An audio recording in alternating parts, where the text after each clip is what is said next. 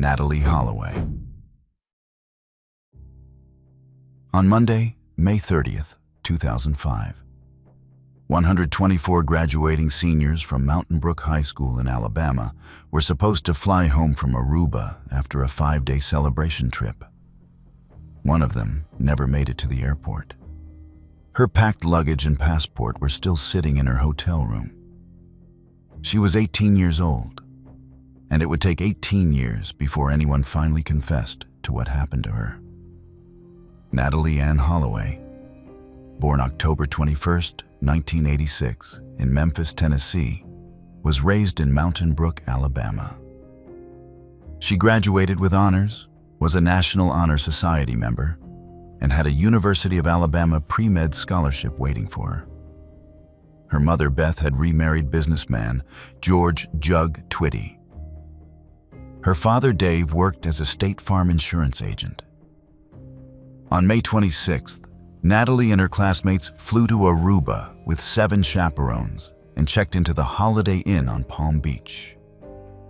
She was last seen around 1:30 a.m. on May 30th, leaving the nightclub Carlos and Charlie's in Oranjestad with 17-year-old Joran van der Sloot and brothers Deepak and Satish Kalpoe.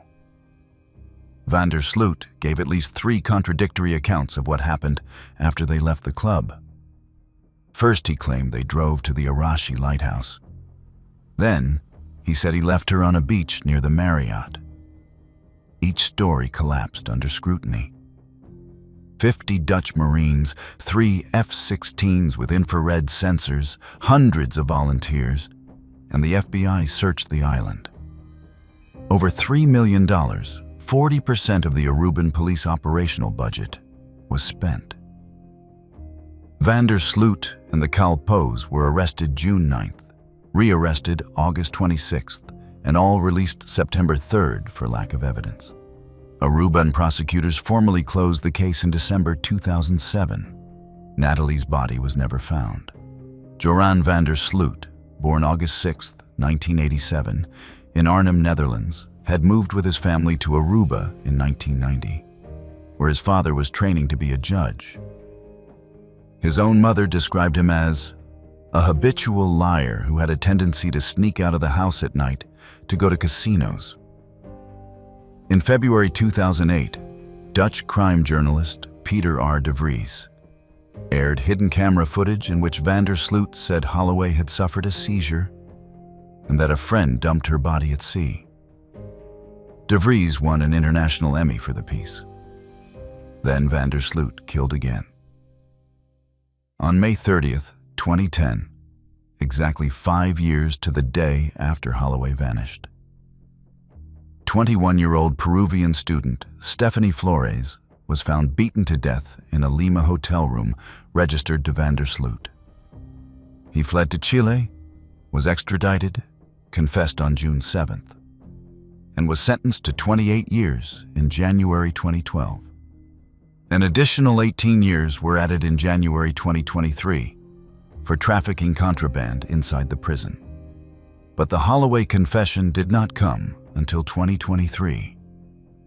After a 2010 FBI sting in which he extorted $25,000 from Beth Holloway's attorney, Peru authorized his temporary extradition. On October 18, 2023, before a federal judge in Birmingham, van der Sloot pleaded guilty to extortion and wire fraud.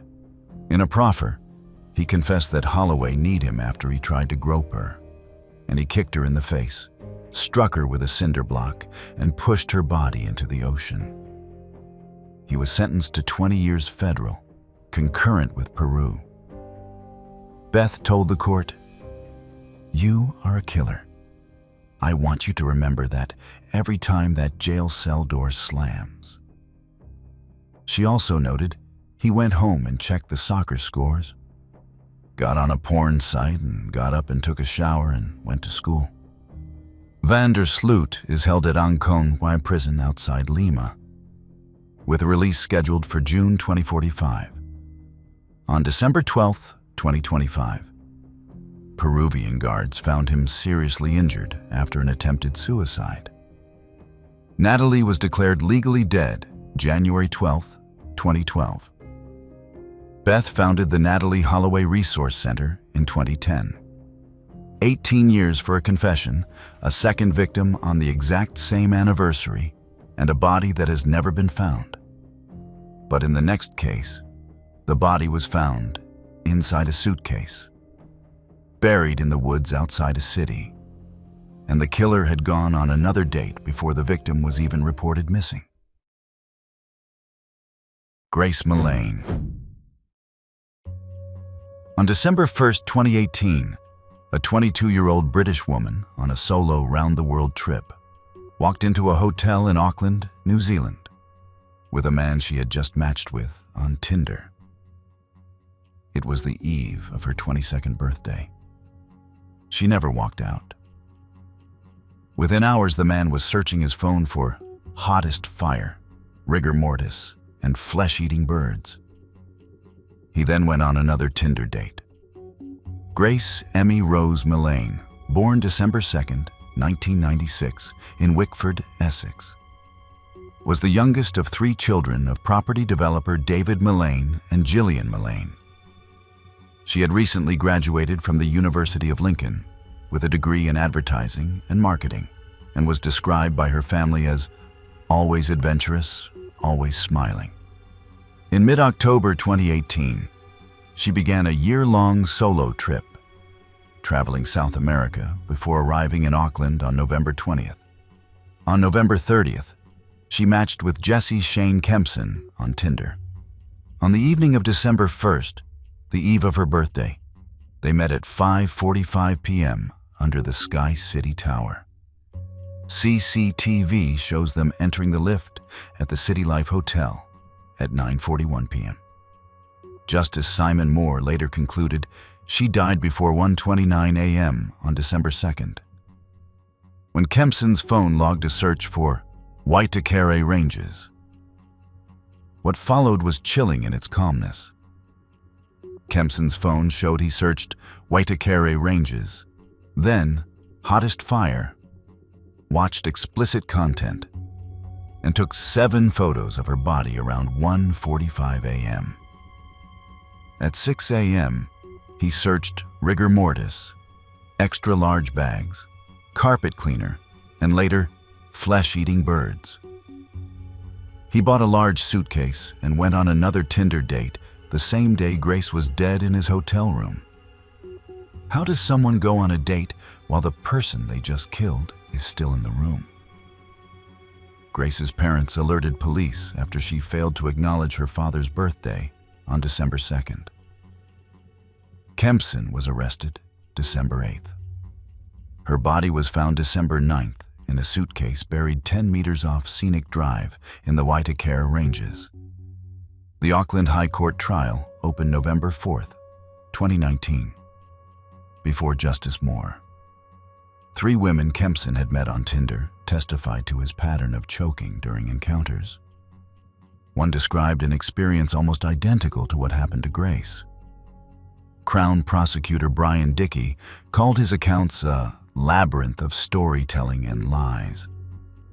The defense argued it was a consensual act that went wrong, a claim that would later prompt legislative change. The jury deliberated 5 hours and convicted on November 22nd. On February 21st, 2020, Moore imposed life with a 17-year non-parole minimum, calling his conduct depraved.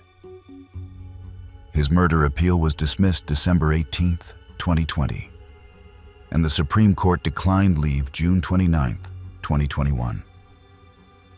Kempson was later convicted of 8 additional charges against a former partner and of harming a British tourist he also met through Tinder, receiving 11 additional years concurrent. The pattern was established long before he met Grace. 3 women had crossed paths with him through the same app. Grace was the one who did not survive. Gillian told the court, "Grace wasn't just my daughter. She was my friend, my very best friend." Prime Minister Jacinda Ardern apologized publicly on December 10, 2018. "Your daughter should have been safe here, and she wasn't. and I'm sorry for that. David Mullane died of cancer in November 2020 without seeing the appeals process concluded. Gillian and cousin Hannah O'Callaghan founded the Love Grace charity and were appointed OBEs in the 2024 New Year Honours. The case helped catalyze the UK banning the rough sex defence via the Domestic Abuse Act 2021. Over 406,000 New Zealand dollars was spent on Kempson's legal aid. His first parole eligibility is approximately 2036. A Tinder match, a suitcase in the woods, and a law rewritten because of what happened in that hotel room. But in the next case, the crime happened on an empty highway in the Australian outback. The body was never found, and the killer died without ever revealing where it is. Peter Falconio. On Saturday, July 14, 2001, at approximately 7:30 p.m., a couple driving an orange VW Combi camper van along the Stewart Highway in the Northern Territory of Australia were flagged down by a man in a white Toyota Land Cruiser. He told them their exhaust was sparking. The boyfriend walked to the rear of the van with the stranger. His girlfriend, sitting in the passenger seat, heard a single bang. The stranger then appeared at her window with a silver handgun. She never saw her boyfriend alive again. His body has never been found. Peter Marco Falconio, born September 20th, 1972, was 28, Matano, the third of four sons of Luciano and Joan Falconio of Hepworth, near Huddersfield, West Yorkshire. He was a construction management student at the University of Brighton who met his girlfriend Joanne Lees in a Huddersfield club in 1996. The couple departed the UK on November 15, 2000 on a round-the-world trip, arriving in Sydney in January 2001. On the night of July 14th, approximately 10 kilometers north of Barrow Creek, the stranger bound Lees's wrists with cable ties and put a sack over her head. She escaped into scrub and hid for approximately 5 hours as the attackers searched with a dog and torch, passing her 3 times, before flagging down truck driver Vince Miller at 12:35 a.m. Police found a dirt-covered pool of blood on the highway. The only physical evidence? Unidentified male DNA on Lee's t-shirt, the cable ties, and the Combi's gear stick. Media grew skeptical of Lees's flat demeanor during press conferences, echoing the Azaria Chamberlain case. Her composure was later explained by Valium she was prescribed after the incident. Bradley John Murdoch, born February 19, 1958, in Geraldton, Western Australia, was a drug runner fueled by amphetamines who operated across vast stretches of outback highway. He was known to drive thousands of kilometers at a time without stopping. After an accomplice named James Heppy informed on him, a DNA profile from Murdoch's brother matched the DNA on Lees's t-shirt. Murdoch was arrested August 22, 2002 in South Australia on unrelated charges and was subsequently extradited to the Northern Territory. The trial opened October 17, 2005 in Darwin Supreme Court before Chief Justice Brian Martin. The DNA on the t-shirt was 150 quadrillion times more likely to belong to Murdoch than anyone else. An elastic hair tie belonging to Lees was found wrapped around Murdoch's gun holster, described as a trophy by lead investigator Colleen Gwynn. The defense argued the DNA was innocently transferred at a Red Rooster restaurant where both had eaten. That theory collapsed spectacularly when it emerged Murdoch had a prison medical certificate declaring he was allergic to chicken. On December 13th, the jury convicted after 7 hours of deliberation. Chief Justice Martin imposed life with a 28-year non-parole minimum, calling the act nothing short of cowardly in the extreme. His 2007 appeal was dismissed. Murdoch died July 15, 2025, in the palliative unit of Alice Springs Hospital of terminal throat cancer, aged 67. He spent his final weeks refusing to cooperate with anyone. NT police stated, "It is deeply regrettable that Murdoch has died without, as far as we are aware, ever disclosing the location of Peter Falconio's remains." A March 2026 coronial inquest revealed that on July 9th, detectives brought a video message from Luciano and Joan to Murdoch's hospital bed, pleading with him to tell them where their son's body was. He refused to watch the video and snapped, "Get out!" Even on his deathbed, he gave them nothing. Luciano and Joan, now in their 80s, told News Corp after his death, "It's like a weight that's been lifted." In June 2025, NT police doubled the reward to 500,000 Australian dollars, hoping someone who knew Murdoch might finally come forward. Peter's body has never been found. Joanne Lees published No Turning Back in October 2006 and returned to Thai Tree in February 2017 saying, "Pete lost his life on that night, but I lost mine too. A chicken allergy destroyed the defense. But the killer died without ever saying where the body is. The next case happened on a Thai island, and the people convicted of it may not be the ones who actually did it." Hannah Witheridge and David Miller. On the morning of September 15, 2014, a Burmese beach cleaner on Sairai Beach on the Thai island of Koh Tao found the bodies of two young British tourists lying 20 meters apart near a rock outcrop. A bloody garden hoe was nearby. Both were partly undressed. The investigation that followed was so badly mishandled that it sparked international outrage. A 100,000 signature petition and a cyber attack on Thai government databases. And the two men convicted of the crime may be innocent. Hannah Victoria Witheridge, 23, of Hemsby, Norfolk, was a postgraduate speech and language therapy student at the University of Essex. David William Miller, 24, of Jersey, had just completed a civil and structural engineering degree at Leeds. Flags flew at half-mast at Miller's former school, Victoria College. They had met at Ocean View Bungalows on Sairai Beach and were last seen leaving the AC bar together, holding hands, after 1 a.m. on September 15th. Miller died of blows to the head and drowning. Witheridge had severe head wounds and injuries consistent with being harmed. From the start, the investigation was compromised at every level. Police moved the bodies before the scene was secured, and the area was never properly cordoned off. Tourists walked through the area where two people had just been found dead. A senior officer, Lieutenant General Panya Mamen, named AC bar manager Montriwat Tovichian and his nephew Namsod as suspects based on CCTV evidence. The AC bar was owned by the village headman.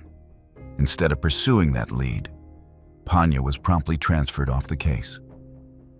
A police spokesman told media that Thais wouldn't do this. PM Prayut told reporters that female tourists would only be safe if they are not beautiful. Zhao Lin and Wai Fio, both 22-year-old ethnic Rakhine migrants from Myanmar, were arrested October 2, 2014. They confessed under interrogation conducted through Burmese food vendors, serving as interpreters rather than qualified translators. They were forced to reenact the crime for media cameras in front of journalists. They later retracted their confessions, alleging beatings, freezing rooms, threats of electrocution, and suffocation with plastic bags. Neither man had legal representation during the initial interrogation. Thai forensic scientist Dr. Pornthip Rojanasunan testified that the crime scene was badly managed and that retested DNA from the hoe did not match the defendants. The original DNA swabs had been entirely used up, meaning independent retesting was impossible. The prosecution's entire case rested on evidence that could never be verified again. A Change.org petition exceeded 100,000 signatures, demanding an independent investigation.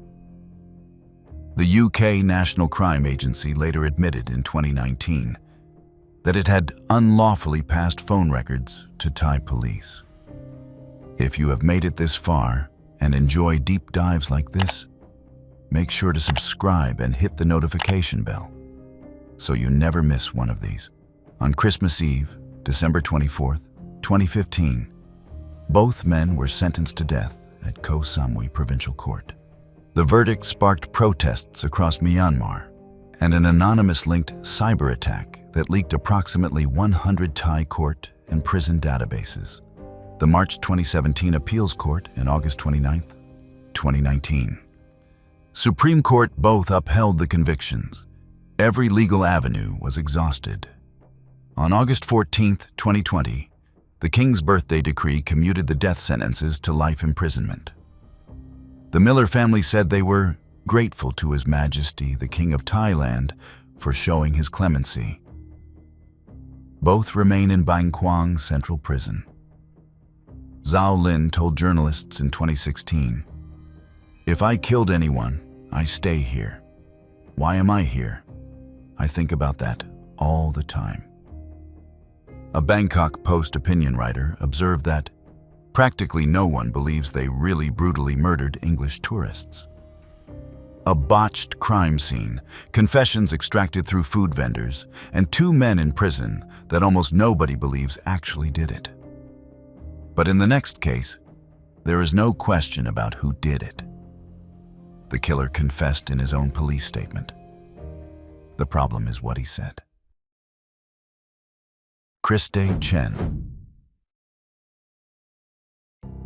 On July 9, 2022, at a private island resort in Fiji, where rooms cost $3,500 a night, a housekeeper went to check on a couple who had missed both breakfast and lunch. The bride was found in the blood-spattered bathroom. She had been married for less than 5 months. It was day 2 of their honeymoon. Christe Jing Chen Dawson, 36, was a 2021 graduate of the University of Tennessee Health Science Center College of Pharmacy, who worked as a pharmacist at a Memphis Kroger. Originally from Denver, she had trained as a pastry chef and once owned a bakery before going back to school to pursue pharmacy. She was the only child of Tao Chen and Xiaowei Liu. Everything her parents had, every hope they carried, was invested in her. She married Bradley Robert Dawson on February 18, 2022, after just a few months of dating. A wedding planner noted they put the ceremony together in just 26 days.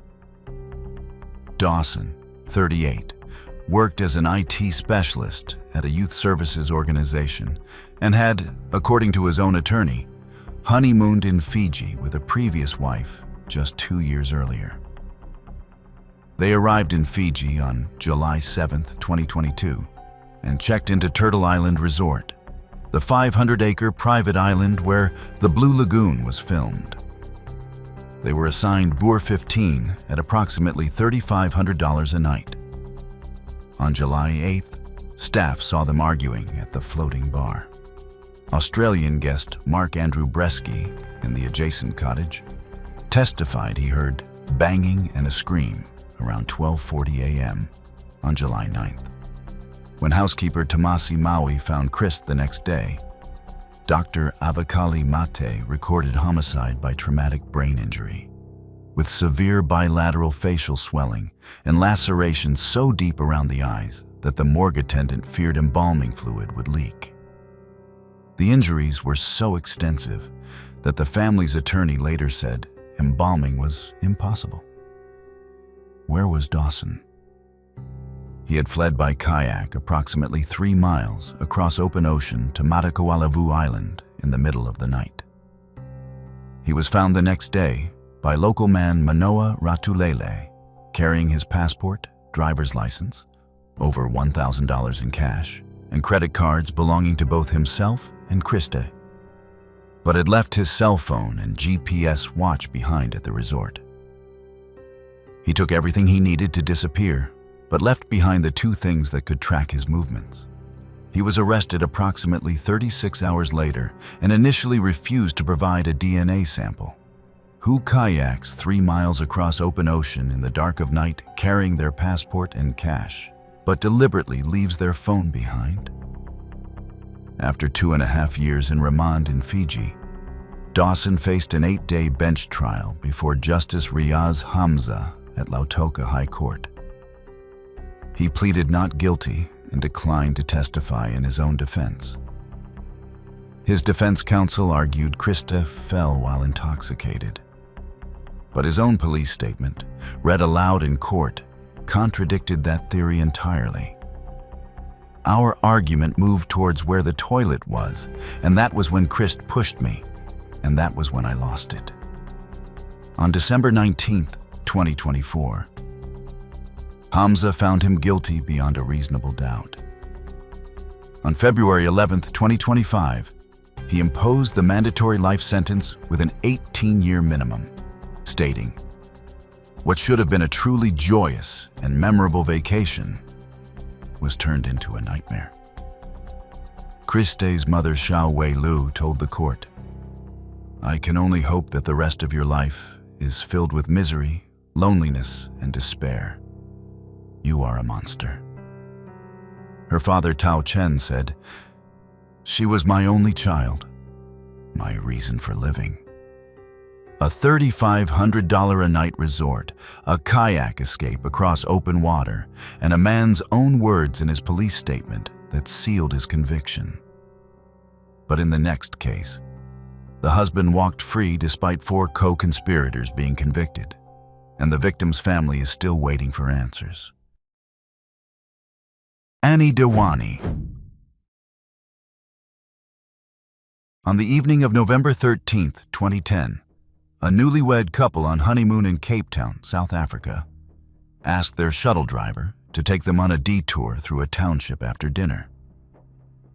Within an hour, the wife was dead from a single gunshot.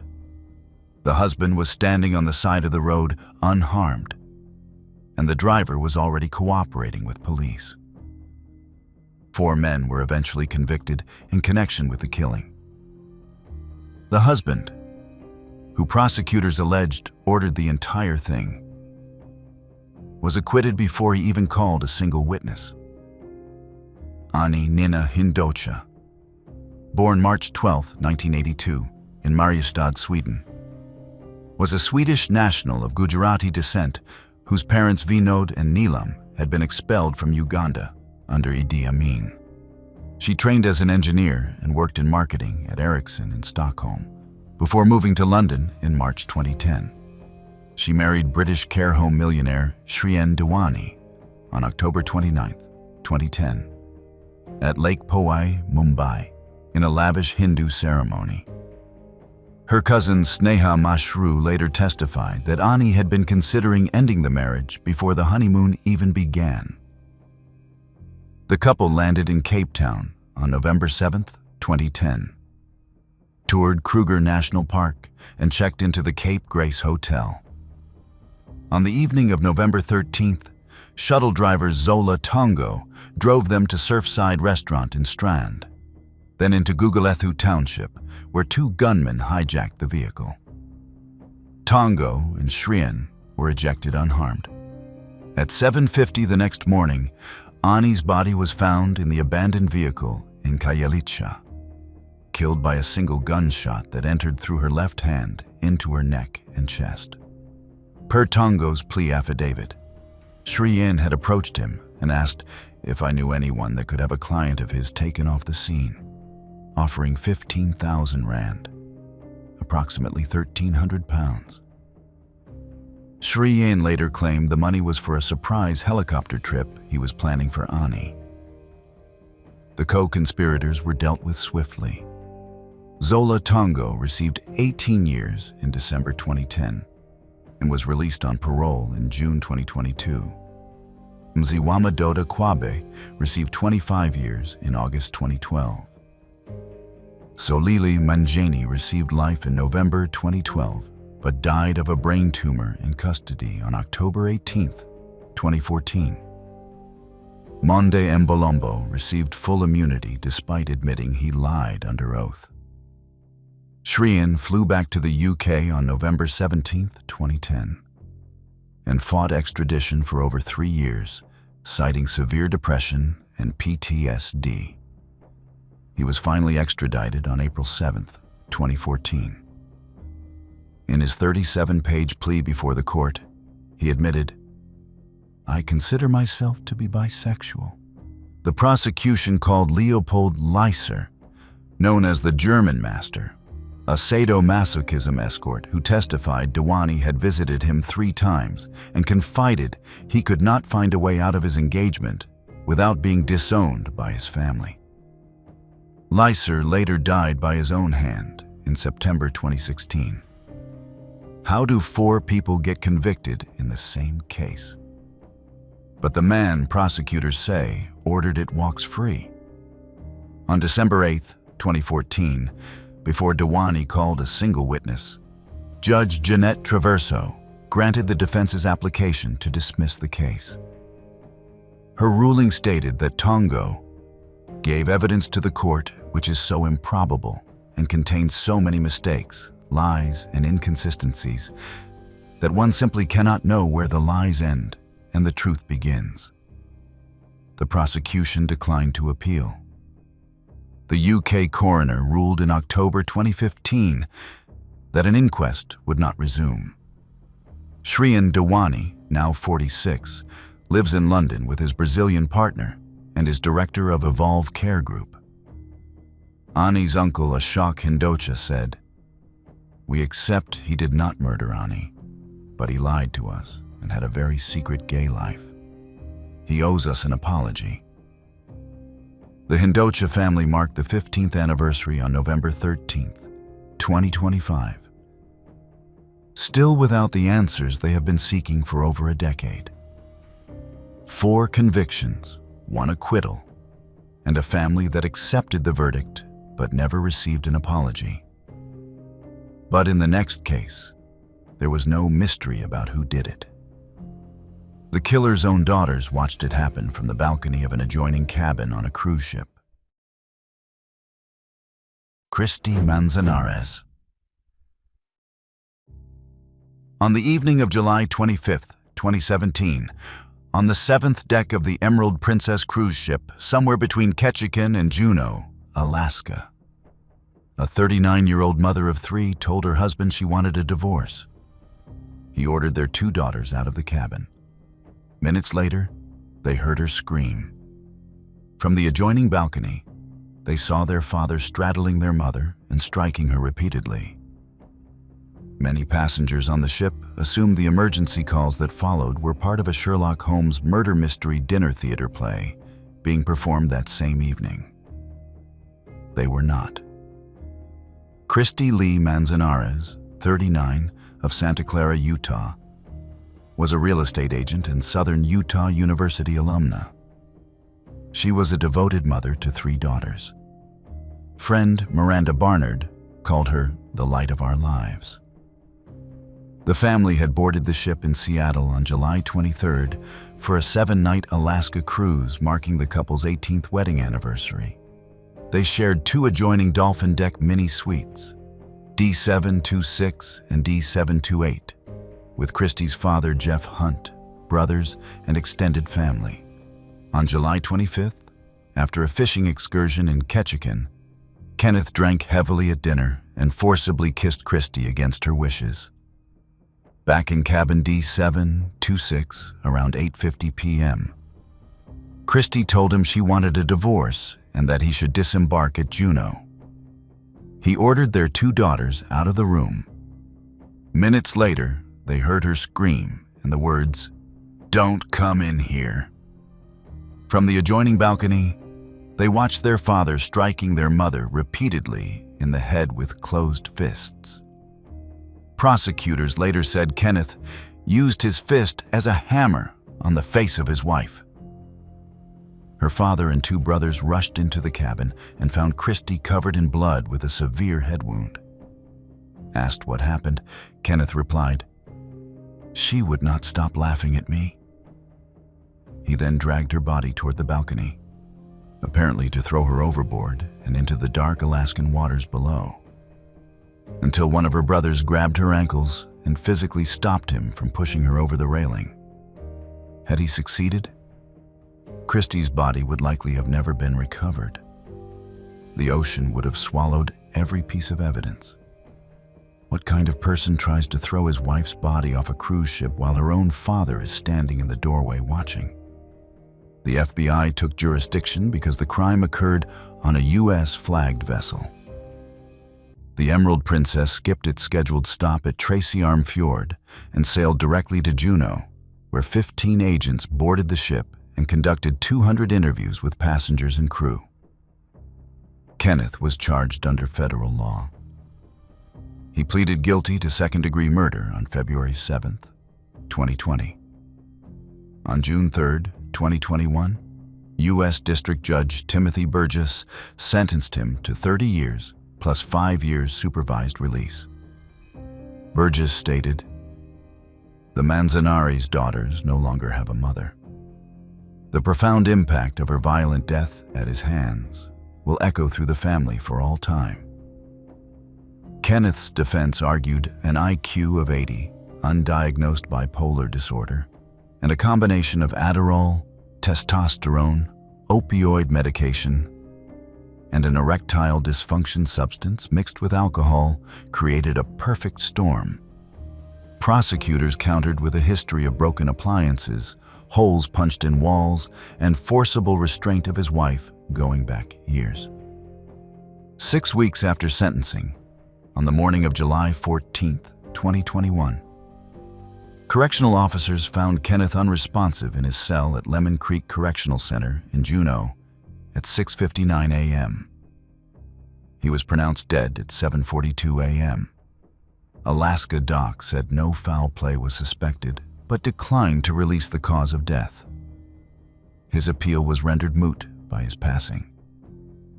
The 3 Manzanari's daughters were left without both parents within 4 years of that night on the Emerald Princess. An anniversary cruise, a Sherlock Holmes play that masked the screams, and a man who died in custody 6 weeks after sentencing.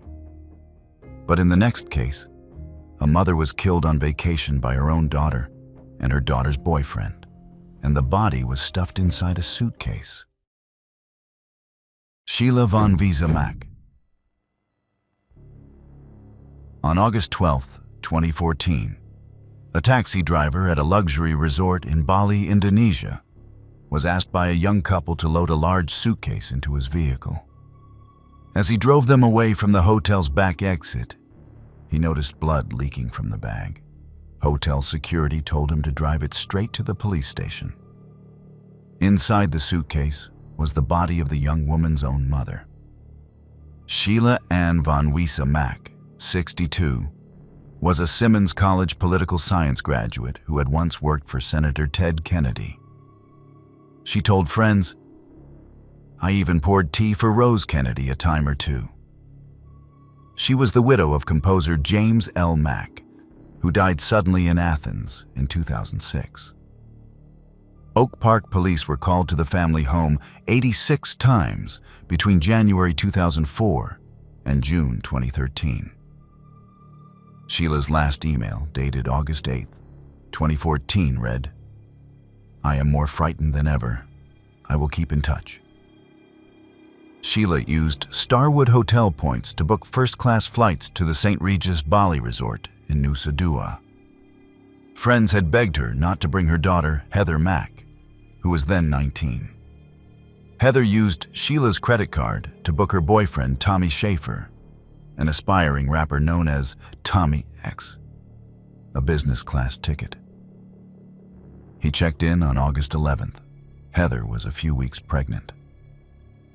In the early hours of August 12th, after drinking the minibar dry, Schaefer beat Sheila to death with the metal handle of a fruit bowl. Federal prosecutors later alleged Heather covered her mother's mouth during the attack. The autopsy found asphyxiation from a broken nose bone caused by blunt trauma, plus a broken neck.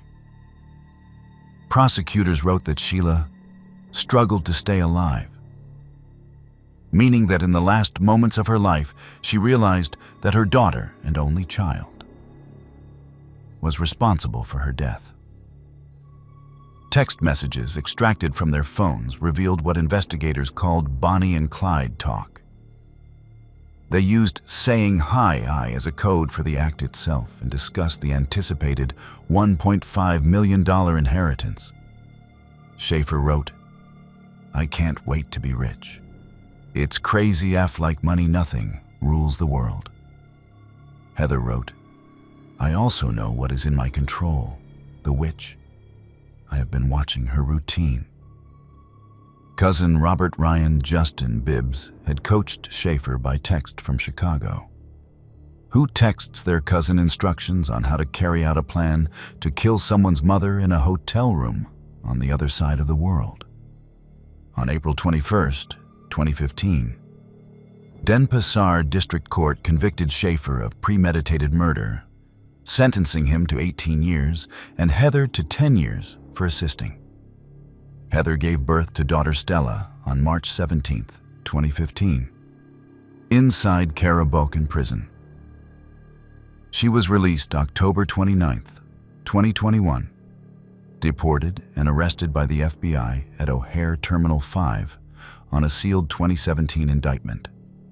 On January 17, 2024, she was sentenced to 26 years federal. Uncle Bill Wise: "If it were up to me, Heather would spend the rest of her life behind bars. Heather has used up all of her second chances." Heather is at FCY Hazleton. Projected release approximately 2044. Schaefer was released from Karabokan on February 17, 2026, arrested by the FBI mid-flight, and appeared before a federal judge on February 26 on conspiracy charges carrying up to life. His trial is set for January 11, 2027. Bibbs received 9 years in June 2017. Stella, now 11, has been through multiple custodians. A Cook County advocate said the child does not want to be raised by Heather Mack. A suitcase leaking blood, a taxi driver who went straight to the police, and a daughter who called her own mother the witch. But in the next case, a cheerleader was found hidden under a bed on a cruise ship, and her family did not look for her for 17 hours. Anna Kepner. On November 7, 2025, a housekeeper aboard the Carnival Horizon cruise ship, en route to Miami from the Caribbean, entered a stateroom to clean and found the body of an 18-year-old girl wrapped in a blanket, concealed under a bed, and covered with a pile of life jackets. Her 14-year-old brother had slept in the same cabin, feet from where she was hidden. Her family had not seen or looked for her for approximately 17 hours. The ship docked at Port Miami the next day on schedule. FBI agents boarded immediately. Anna Marie Kepner, 18, of Titusville, South Florida, was a varsity cheerleader at Temple Christian School set to graduate with the class of 2026. Known as Anna Banana, she had been scuba certified, earned her boater's license before her driver's, planned to join the U.S. Navy, and aspired to become a K-9 officer. She was the kind of person who had her entire life mapped out and the determination to make every part of it happen. Her mother, Heather Wright, told reporters, "All I want is justice for my daughter." Anna had boarded the ship on November 2, 2025, at Port Miami for a 6-night Caribbean voyage with her father, Christopher Kepner, stepmother, Chantal Hudson. Kepner, her paternal grandparents, her biological brother, her stepbrother, and a stepsister. Anna, her brother, and her stepbrother shared a stateroom. It was supposed to be a family vacation. On November 6th, Anna left dinner early, saying she felt unwell. That was the last time her family saw her alive. The Miami-Dade medical examiner listed the time of death as November 7th at 11:17 a.m., with the ship in international waters. The cause of death was determined to be mechanical asphyxia. The death certificate states Anna was mechanically asphyxiated by other persons. BC sources attributed it to a bar hold, an arm across the neck, leaving 2 distinct bruises on her neck. Her Aunt Crystal Wright said, "I know Anna fought. I know she fought for her life. How does an 18-year-old disappear on a cruise ship, in a cabin shared with family, and nobody looks for her for 17 hours? Anna's stepbrother, Timothy Hudson, Chantel's biological son, was identified as the suspect through a custody case filing in Brevard County in November 2025. Camera footage from the ship showed no one else entered or exited the stateroom that night. Only the people already inside had access. Text messages revealed in court show Chantel telling her ex-husband Thomas on November 9th that Timothy just keeps repeating over and over he cannot remember anything. Chantel invoked the Fifth Amendment in the custody hearing and sought a gag order that a judge denied. On February 2nd, 2026, Hudson was charged as a juvenile. On February 6th, U.S. District Judge Beth Bloom ordered transfer to adult prosecution, with a magistrate requiring electronic monitoring at a paternal uncle's home. On March 10th, a federal grand jury indicted him on first-degree murder and aggravated harmful conduct, both carrying maximum life imprisonment. The indictment was publicly unsealed on April 13th, and prosecutors immediately moved to revoke his release and detain him pending trial. His arraignment is scheduled for April 22nd, 2026, in Miami. Federal prosecutions of juveniles are described as extremely rare. Chris Kepner told NBC, "He needs to be arrested. He's now an adult and he needs to be arrested." He told the Daily Mail, "I want to see him in an orange jumpsuit and handcuffs." A celebration of life was held November 20th, 2025, at the Grove Church in Titusville. The family explicitly requested no GoFundMe, asking instead that people remember Anna for the life she was building, not the way it ended. A cheerleader hidden under a bed, a stepbrother who says he cannot remember anything, and a family cruise that ended with the FBI boarding the ship. But the final case on this list is still unfolding right now. The trial is ongoing, there is no verdict, and the defense sounds disturbingly familiar. Mackenzie Mikulski. On the evening of November 4th, 2024, a 31-year-old nurse practitioner from Buffalo, New York, walked into a famous ruin bar in Budapest, Hungary, on the last night of a solo European birthday trip. She met a man. They talked for 90 minutes, moved to a nightclub, and around 3 to 4 a.m., walked to his rented apartment. She was never seen alive again. Her body was found 5 days later in a suitcase in the woods outside a village 145 kilometers away. And the man who put her there is on trial right now. Mackenzie Kenzie Elizabeth Mikulski, 31, was born January 18, 1993, in Buffalo and raised in Fredonia, New York. She earned her nursing degree from Trocaire College, her BSN in 2014, and her master's as an adult gerontology primary care nurse practitioner. She began her career in neurocritical care at Buffalo General Medical Center, working the medical ICU during COVID, before moving to Portland, Oregon.